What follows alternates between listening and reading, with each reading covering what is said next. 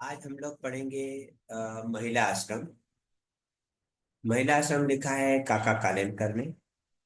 और यहाँ पे कालेलकर जी ने महिला आश्रम की स्थापना की। उसके व्यवस्था के बारे में, उधर का वातावरण, उधर के नियम के बारे में बताया। वो इस पत्र में बच्चे के महिला संबंधित अपने विचार बताना चाहते हैं। किस तरह से सामाजिक प्रेम का लगाव है वो उनका बारे में पता चलता है। तो चलो शुरू करते हैं। महिला आश्रम। पत्र लिखा है, प्रिय सरोज। जिस आश्रम की कल्पना है उसके बारे में मैं ज्यादा लिखूं तो बहन को सोचने में मदद मिलेगी। जो आश्रम आप जानते हैं तो अपनी बहन को लिख रहे हैं, सरोज को, कि भाई कम से कम उस आश्रम के बारे में आपको पता होगा तो मैं उसको समझाने में मुझे आसान रहेगा। आश्रम मतलब क्या? आश्रम मतलब होम, घर, ऐसी व्यवस्था जहाँ पे संचालन में किसी पुरुष का संबंध ना हो। मतलब कि घर कौन चलाता है? स्त्री चला, पुरुष से कोई लेना देना नहीं।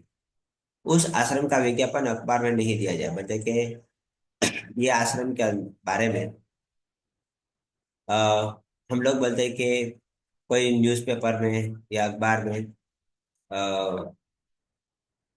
कोई विज्ञापन नहीं देना चाहते।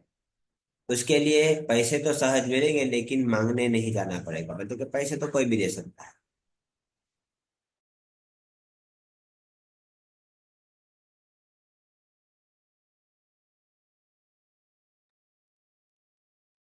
तो लेकिन मांगने नहीं जाना है तो जो महिला आएगी वो खुद ही इस आश्रम में जो भी रहेगी उसके खाने पीने की व्यवस्था, कपड़े के बारे में देखिए वो खुद को करनी पड़ेगी। यदि वो गरीब है तो शायद उसकी हम सिफारिश कर सकते हैं, किसी को कह सकते हैं। तो भाई उनकी खर्च की जो व्यवस्था है हम पक्की व्यवस्था करनी पड़ेगी। पूरी पहचान बतानी पड़ेगी, परिचय देना पड़ेगा। और के बिना किसी को भी दाखिल नहीं कर सकते, क्योंकि आश्रम है तो कोई भी आएगा ऐसा थोड़ी चले। आपको पूरा जानकारी देना पड़ेगा। दाखिल हुए कोई भी महिला को जब चाहता है आश्रम छोड़ सकते हैं। अभी कोई भी महिला सोचती है कि हमने आश्रम में एडमिशन तो ले लिया है, अभी मुझे नहीं रहना है तो जा सकते। आश्रम का ठीक न लगे तो 1 या 2 3 महीने नोटिस देकर बोलते हैं आश्रम से जाना है तो जा सकते हैं। मतलब 1 2 महीने पहले आपको बताना पड़ेगा कि भाई हम नहीं रहना चाहते। ऐसा नहीं है कि कल बोल दिया कि कल से नहीं आएंगे, ऐसा नहीं हो सकता। ऐसा एकदम सोच कर लेना होगा। मतलब एक बार डिसाइड करेंगे तो उसके बेस पे ही हम उसको छुट्टी देंगे या आश्रम जाने से परमिशन देंगे। आश्रम किसी धर्म से नहीं लेना देना है।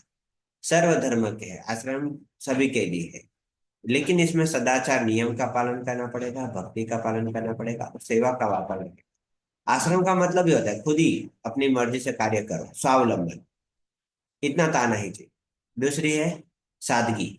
बड़ा सिंपल तरीके से काम करना चाहिए। तो शुरू शुरू के अंदर पढ़ाई के बोलते के और उद्योग की व्यवस्था पहले नहीं थी।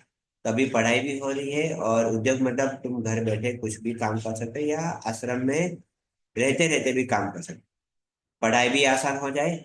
और आश्रम में बदले के बदले शिक्षा संस्था, तो आश्रम अलग हो गया और शिक्षा संस्था अलग हो गया।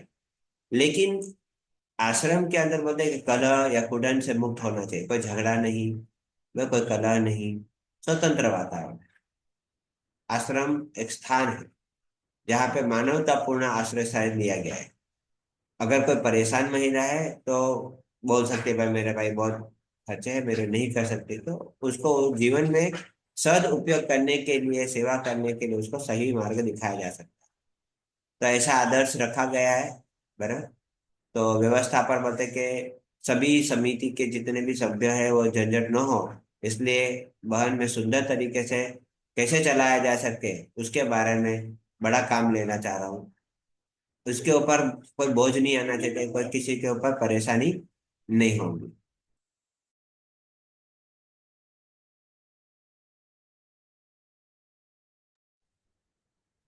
संस्था चलाने का भार तो जो भी आएंगे वो बहनों को पे रहेगा। कोई पुरुष उसमें मानने वाला नहीं है।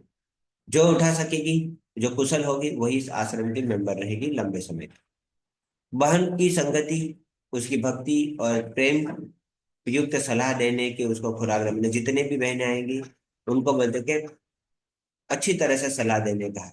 यही हमारी मेन खुराक, ताकि आगे चलकर ये संस्था जीवन में छोटे मोटे मकान बनाएगी आगे जाके। तो इनके अंदर भी नियम है, अभी फिलहाल तो आश्रम है, लेकिन मकान बना के भी देंगे जिसमें दो दो या चार चार परिवार भी चला सकेगी। तो ऐसा भी हम काम करने वाले हैं। ऐसा बिल्कुल संभव है, क्योंकि ये बहुत उपयोगी है। ऐसा ही काम मैंने सूचित किया है। और वर्ष में बहन के परिचय के बाद उनकी शक्ति के हिसाब से, उनकी कुशलता के हिसाब से, उनकी मर्यादा के हिसाब से हम ख्याल रख के एक काम करेंगे। तो प्रत्यक्ष कोई हिस्सा लिया बिना मेरी सलाह या सहारा तो रहेगा। हर बार तो बोलते कि कोई ना कोई सलाह मिल ही जाएगी, और आगे बढ़कर उन बहन को जैसा लगेगा उसके निमित्त मात्रा से बोलते कि हम दे सकते हैं। तो संस्था अपने आप चलेगी, क्योंकि एक आदमी काम कर रहा है तो उसको देख के दूसरा तो काम करने ही वाला है, और ये संस्था अच्छी तरह से चलेगी। अब जिसकी आवश्यकता रहेगी उसका जन्म होगा, जरूरत नहीं होगी तो हम नहीं करेंगे। तो मुझे विश्वास नहीं होता है कि बहन के लिए ऐसा कुछ सूचित मैं नहीं कर पाऊँ। लेकिन तुम दोनों बंदे के जो सूचना ले रहे हो और प्रार्थना कर रहे हो, उसके ऊपर मुझे विचार जरूर करना पड़ेगा। जल्दी में जल्दी अगर कोई काम तय नहीं किया गया तो मैं समय समय पे उत्तर मुझे देना पड़ेगा। स्रोत अभी तक मुझे कहती है कि अभी से मुझे आगे का विचार करना होगा।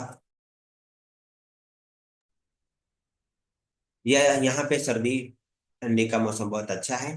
फूलों बहुत आए हैं। फूल बोलते गुलदाउदी है, क्रिसेंथेमम में फूल तो उसकी तो बाहर लगे बहुत सारे फूल है। कलियां भी बोलते हैं महीनों तक रहती है, खुलती ही नहीं है, इतनी ठंडी है यहाँ पे। और जैसे होट सी के बैठी है वैसा, जब खिलती है तो इतनी पंखुड़ी आती है, बाप रे मेरा, जिसका कोई अंदाजा नहीं ले सकते। बरं ये टिकते भी बहुत है।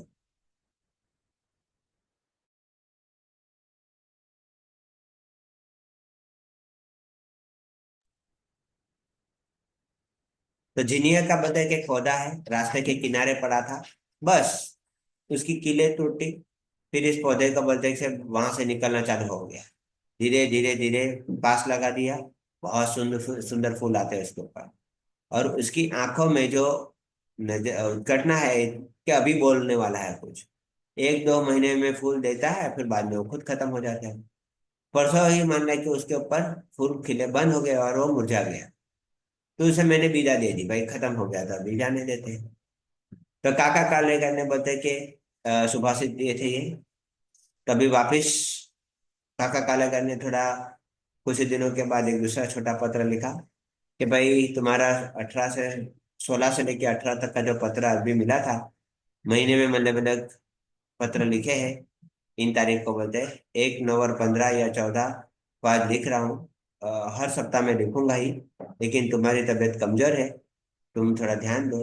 मुझे पत्र लिखोगे तो चलेगा, एक सप्ताह पर एक पत्र मिलना चाहिए। पूज्य बाबूजी मतलब गांधी जी बोलते, वो हिंदू मुस्लिम एकता के लिए मुझे सारी चीज उर्दू सीखने में लगानी पड़ेगी, उस पर थोड़ा खर्च भी करना पड़ेगा। तुमको मैंने एक संदेश भेजा था, उर्दू लिखना सीखो। लेकिन मेरा एक और संदेह है, आराम भी थोड़ा किया करो, क्योंकि तबीयत खराब है तो ध्यान देने की भी जरूरत है। तारों के नक्शे बनाने में कंपास बॉक्स का भी बदल के मंगा कर रखा, लेकिन अब तक तुम कुछ हो ही नहीं पाया। मैं अपने फूलों के गमले में और पास से निकाल दिए गए सादे क्रोटन को ही तैयार रहने दिया हूँ, बाकी सब चीज कुशल मंगल चल रहा है। सबको काका का सुभाषिस मतलब नम प्रणाम। काका कालेकर की ग्रंथावली है, उसमें से ये लिया गया है। तो यहाँ पे एक आश्रम के बारे में बताया गया है, किस तरह से चलाने के बारे में बताया गया है। और ये सब बातें सरोजनी को सरोज को बताया जा रहा है। बराबर। तो काका कालेकर बहुत ही फेमस लेखन कार्य के लिए माने जाते हैं। तो देश के आदर्शों और जीवन संस्कृति को प्रबंध बहुत सारे पाठ लिखे हैं।